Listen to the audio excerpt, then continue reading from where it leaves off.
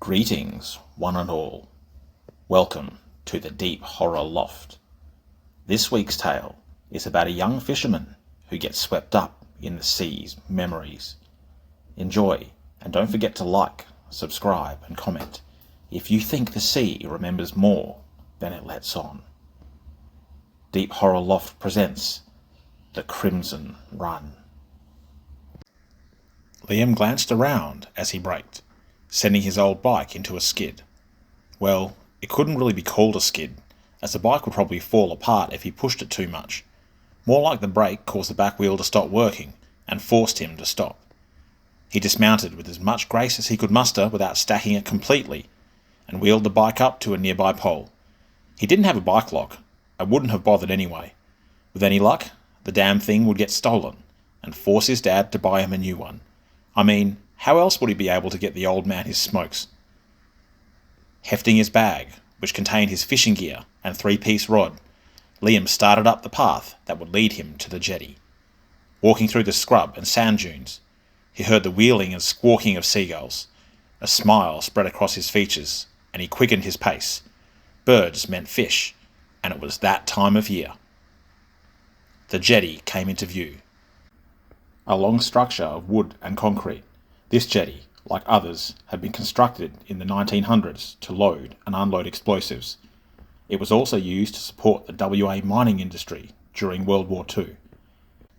It became open to the public in the 1980s, and since had become a very popular swimming, diving and fishing location in the Perth metropolitan area. Liam knew none of this as he stepped onto the concrete surface. He only knew that it was a good place to catch fish.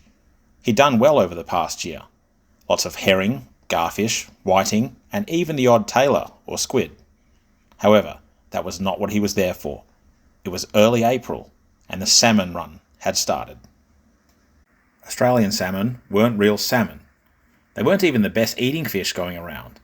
However, they had a lot of meat, grew reasonably big, and fought hard. A great sporting catch.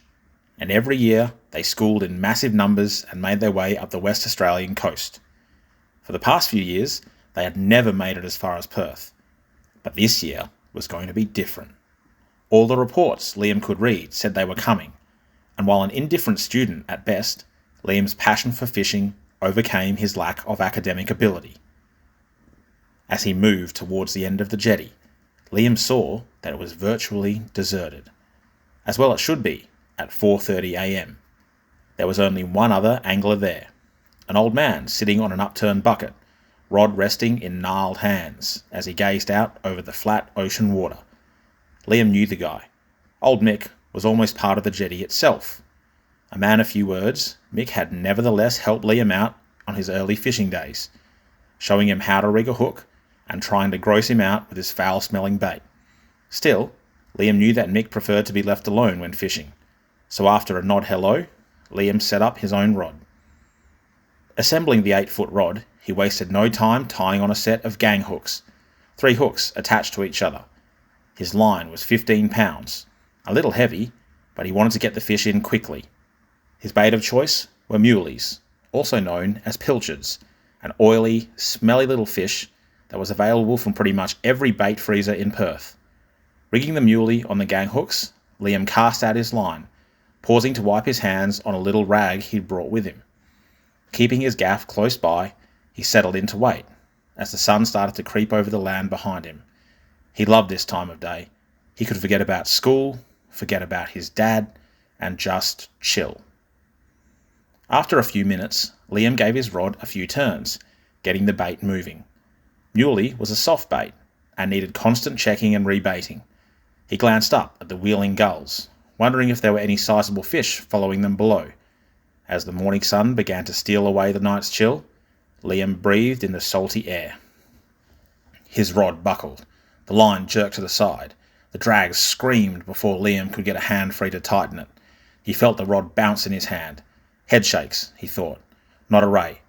The line continued to move, pull, and dance in his arms. He jerked the rod, making sure the hook was set, and began the battle. Salmon, he thought. A good-sized one as well. He hauled up on the rod, cranking as the tip lowered. The fish still fought, and Liam got the surprise of his life when it exploded from the surface, 30 metres away, flipping an entire revolution before crashing back into the depths. For an instant, the rod went slack, and Liam's heart stopped with it. Then, thankfully, the mad dance began again. Keep your rod tip low when you're fighting it. Old Mick's voice sounded close to Liam's ear, causing him to jump slightly. When the words registered, he lowered the rod obediently. Old Mick nodded. Now he won't jump as much. Keep tension on the line. Let him tire himself out. With the old man's coaching, Liam was able to guide the exhausted fish to the jetty. Once the bluish-green fish was spent on the surface, they traded places so that Liam's younger arms could gaff it. Within moments, he lifted the fish onto the jetty. The false salmon was an impressive specimen indeed, with a robust body, large forked tail, and a brilliant silver underside. The gang hooks, with only the topmost hook visible, protruded from the perennially gasping mouth. Liam grabbed his pliers and removed the hooks. Old Mick, who was panting slightly from the exertions, whistled approvingly. "Whew! That's a 70 at least. Nice fish." Liam thanked the older fisherman for his help and searched for his knife to bleed it. As he did, however, Old Mick's hand fell upon his shoulder. "If you're gonna bleed that, don't do it on the jetty." Liam looked up at the old man, puzzled. Mick, like Liam, fished for food. He wasn't greedy, not like those anglers who kept anything, regardless of size or limits. He abided by the rules, and had never heard that one. He'd asked Old Mick why he couldn't bleed the fish on the jetty. Old Mick sighed. He pointed to a faded brown stain on the concrete a few metres off. "That's salmon blood. Old. Almost 10 years old." Then his tone changed from conversational to the deep, hollow ring of recollection. "Last big salmon run to hit Perth was around then. Bigger than usual. So many schools. You could almost walk on the bloody things." He swept a crooked arm across the jetty. This place was heaven for salmon fishers then. For a few mornings, you couldn't even move here. It was shoulder to shoulder.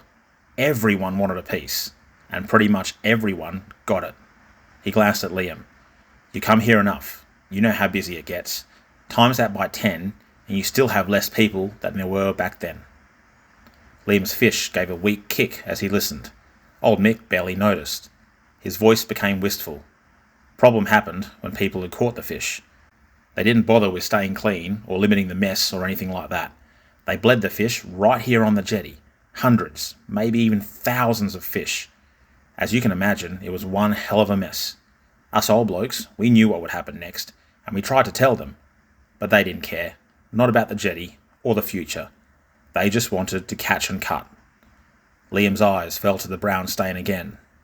Old Mick saw where he was looking and nodded once. "Yep, that's from then. Still stained in some places." He shook his head, still talking as he picked up his own rod. The news and public had a field day. Animal cruelty and all that. A lot of photos of a red jetty splashed all over the news. Blood everywhere. People talking about banning fishing from the jetty, fishing from any jetty, fishing in general. Yeah, it got that bad. Bad time to be a fisherman. Not that those bloodthirsty bastards cared anyway. Mick's voice droned on.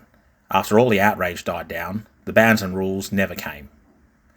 The jetty's still an easy place to fish, particularly for old farts like me who can barely tie their shoes. Now, the only evidence of the red salmon run is these old stains. Liam stared at the stains again, and out over the water. The birds were still there, and he could see the telltale silvery flashes of more salmon. Old Mick saw them too, and smiled. The funny thing about all the nonsense that went down is that the summer after, the salmon didn't reach Perth. As a matter of fact, every salmon run after that barely touched us. He fixed Liam with a grizzled stare. It's like they remembered all that blood and death, stayed away, didn't show themselves. Until now. Liam cocked an eyebrow. Old Mick's stare didn't waver. "Mate, I might be talking bollocks. There's probably no connection at all, but on the small chance, might be better to spike that fish and clean it off the jetty." Liam's stare belied his disbelief. Old Mick grinned. "Come on, mate. If not for that, then do it to put an old man at ease." Liam remarked that Old Mick had been old for a long time, earning a bigger grin and an arthritic middle finger. Still, Liam liked the old guy, so decided to do what he'd asked. Making use of the nearby beach and bins, he carefully prepared the fish and stowed it in his esky. The bloody thing was so big that its tail stuck out one end. When he got back to his spot beside old Mick, it was a little past 5:30, and the elderly angler had pulled up a whiting with his light rod. The salmon were still swarming within casting distance. Mick saw Liam's unspoken question and grunted. "Mate, I'm too old to be hauling in the big dogs. I'll stick to whiting. You go on. Try again." Liam smiled and began to bait up another muley. In the next half an hour, Liam had reeled in another 2 sizable fish, with several other smaller versions that he threw back. The school seemed bigger, as if more and more fish were joining it. Each time he heeded old Mick's advice and headed for the beach to bleed and clean them. He thought the old man's superstitions were nonsense, but something told him it was probably worth listening to, at least to keep the peace. It wasn't long before other anglers showed up. Either drawn by the time of year, or having heard of the school near the jetty, they came down. First a few more, then a few more, then more. Anglers of all shapes and sizes, nationalities and genders, and still the fish were there. The school did not move away. The jetty began to fill up as space became at a premium. More and more Australian salmon were caught and reeled in, ranging from smaller fish to absolute monsters over 80 centimetres long. The excitement in the air was palpable, and still more fishermen were appearing to join the fray. Liam wasn't sure when, but he noticed the mood begin to shift. Slowly, the jovial atmosphere began to dissipate, to be replaced with an air of anger and impatience. Space was at a premium, with the jetty now so filled that people were standing shoulder to shoulder.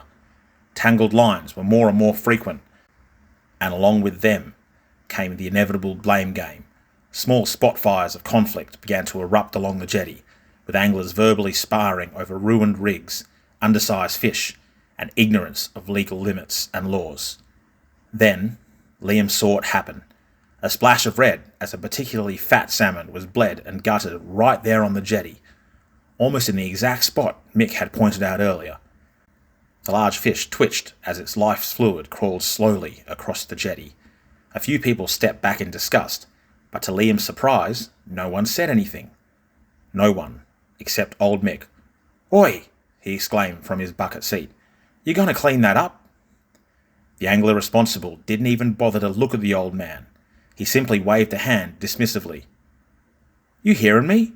Mick's voice was louder now, and Liam thought he detected something else in it. Worry? Fear? "Jog on, Gramps," the angler said, brandishing his bloody knife. There was no further talk. The other anglers, who had turned at the sound of Mick's voice, went back to their fishing. Soon, another fish was bled on the jetty, and another.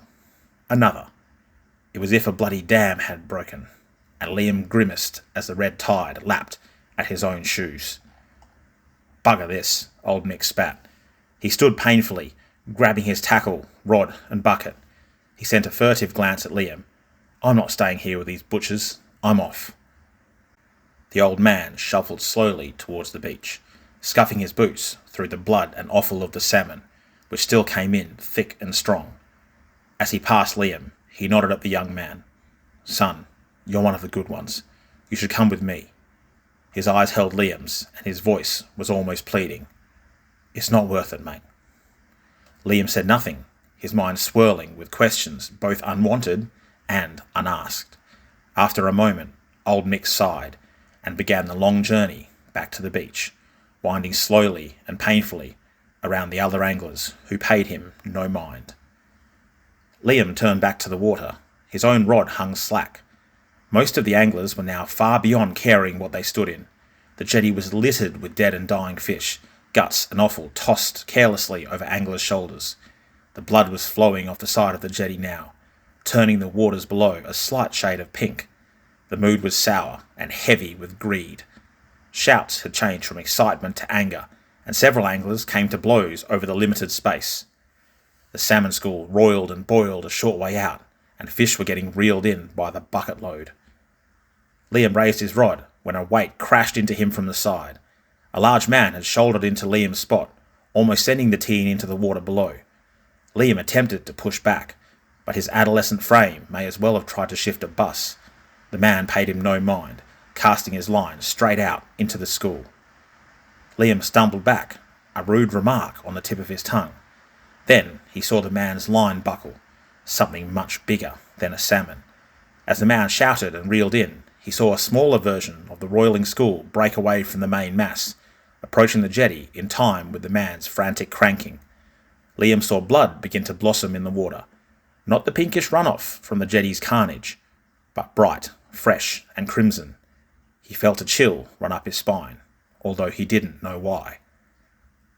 "Shark!" the man exclaimed. "It's a bloody shark!"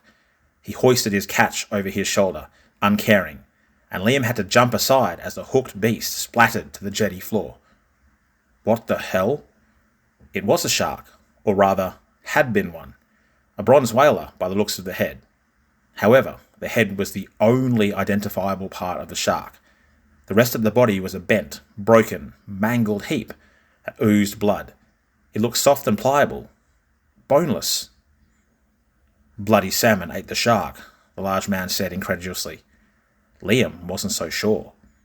Yes, Australian salmon did have teeth, but they were small, brush-like, and covered their jaws in a rough layer rather than being large and pointy like some other fish species. These villiform teeth helped them hold on to their prey, but simply lacked the destructive capability needed to do that to something. It almost looked like the shark had been tenderized, as if something had smashed it repeatedly. Something, or some things, he thought with a chill. He suddenly noticed that the massive school of salmon was bigger again. When had it become so big? And it was closer, almost wrapping around the jetty itself. The anglers noticed as well, and new pushing and shoving matches were started as they darted for better spots, sloshing through the awful coppery blood that now coated the entire jetty in an oily crimson sludge. Liam did not move. Instead, something sparked in his mind, some unnamed dread, fear of the unknown. It gnawed at his rational thoughts, replacing them with only one. I should get off this jetty. A short scream tore the air. Liam's head whipped around to see a fisherman tumbling from the jetty. He hit the water with a crash, sinking quickly below the surface. On the jetty stood another man, his fist still cocked in an amateur imitation of a fighter's stance. The man and the water's family were yelling and screaming at him, brandishing their rods and knives, seemingly preparing for retaliation. Liam hoisted his rod, tackle, and fish. He edged toward shore, around bled fish and groups of anglers. The atmosphere had been negative. Now it was downright hostile. Before the fight could be joined, a new sound split the air. A roiling, thunderous cacophony that sounded almost like heavy rain. And within that sound came another, the high-pitched gurgling scream of the man in the water. Those two sounds broke through the others, and almost as one, the jetty fell silent. Liam edged towards the jetty side, peering over the shoulders of silent anglers. Then he saw it. The man in the water thrashed in the middle of a seething mass of silvery bodies. He was flung this way and that as salmon slammed into him with sickening thuds. He was screaming in pain, in agony, as the repeated impacts rang across his body. They smashed into his limbs again and again. His right arm was struck in the elbow, enough times to break or dislocate the joint, and it hung limp. His scream intensified, only to cut off abruptly as a fish cannoned into his throat, crushing his windpipe. A sickening gurgle was all that was heard, quickly drowned out by the roiling of the massive school, and he sank under the water, vanishing in a bloody cloud beneath the writhing, scaly forms. Shouts and screams began to tear the air, grief from his companions, surprise from the others, and above all, the splashing, repetitive drones of the school as it surged around the jetty. Liam backed away, trying to make his way to the beach while the other anglers stood still, frozen in disbelief. Then his blood ran cold. The foamy, surging, bloody surface surrounded the entire structure, extending out hundreds of meters on every side. The school was huge, dwarfing anything Liam had ever seen, and it seemed to him that the fish were pressing, moving with horrible haste towards the jetty itself. Liam moved faster. The jetty lurched. Liam stopped dead. The other anglers fell silent as well. The only sound was the surging, storm-like school of fish. The young man almost tagged out then and there, his mind straining with the incredulity of the massive stone and metal jetty being moved by a school of damn fish. Maybe it was his younger mind accepting the impossible easier than his seniors. Maybe it was the fact he had already been moving towards the exit. Or maybe it was old Nick's warning, now at the forefront of his thoughts. Whatever the reason, Liam was the first to react. He dropped his rod, threw aside his esky, discarding his catch. Slipping and sliding on blood and fish guts, he sprinted up the jetty, streaking past row upon row of anglers, still frozen in disbelief. The jetty lurched again, this time sinking lower, but a full metre. Liam gritted his teeth and ran faster. He'd almost made it to the end when the dam burst. The other anglers finally willed themselves to move. Screams and shouts split the air, drowning out even the sound of the school. The clattering of dropped rods and the horrible squelching of shoes on the bloody jetty floor sounded in Liam's ears. His own blood roared in his temples. 10 metres to go. He was nearly there. He had just stepped on to the narrowest part of the jetty that led to the beach, when a body collided with his own. He crashed to the jetty floor, scraping painfully along the bloody concrete. The horrible, oily, coppery smell filled his nostrils, and bloody fish guts snagged and slopped through his clothes. The angler that knocked him down did not even look back. The jetty sank even further. Then a horrible creaking moan filled the air. The massive jetty supports buckled, and the whole structure sank to the right. A series of screams and splashes sounded behind Liam as he tried to scramble painfully to his feet. Renewed screaming told him all he needed to hear as the salmon came, slamming endlessly into the frail human bodies, quite literally bringing weight of numbers to bear. Then the support snapped outright. The jetty swayed dangerously and fell. A hollow boom as the concrete platform crashed into the water, followed by massive cracking sounds that increased in intensity as the structure broke apart. Now on his hands and knees, Liam raised his eyes and saw more cracks appearing. The man who had knocked him over was nearly at the beach, when the jetty's narrow portion collapsed. Unfortunately for the man, the collapse happened right underneath him, and he suddenly fell straight down, becoming wedged in a crack that was far too small for him. His screams were drowned out by the horrible grinding sound as the concrete halves slammed into the ocean. Liam climbed to his feet. He was soaked in bloody offal.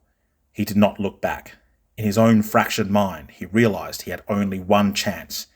He ran to the side, feeling the walkway rumbling beneath his feet. Screwing his eyes shut, he launched himself off the jetty in a racing dive, lancing into the roiling ocean below. Liam's world became darkness, the grinding concrete and muffled screams his only sense. He pushed them from his mind, hitting the surface and stroking as hard as he could. He did not even know if he was going in the right direction. At any moment, he expected to feel the crushing, repetitive impacts of the silvery bodies as the salmon targeted him as well, condemning his broken corpse to a watery grave. But the impacts never came. Liam spluttered as the sandy bottom scraped his nose, his hands buried into the same sand, and he felt shell fragments cut into his palm. He raised his head, coughing and gasping. Through blurry, sandy eyes, he saw the beach spread out before him, the wet sand dyed a horrible pink colour from the blood. Liam crawled, digging his fingers into the sand, his sodden, reeking clothes clinging to his back as he thrashed his way forward. He crawled for what seemed like an age, before rolling onto his back, gasping raggedly for breath that would not come. The splashing drone of the salmon school filled his ears.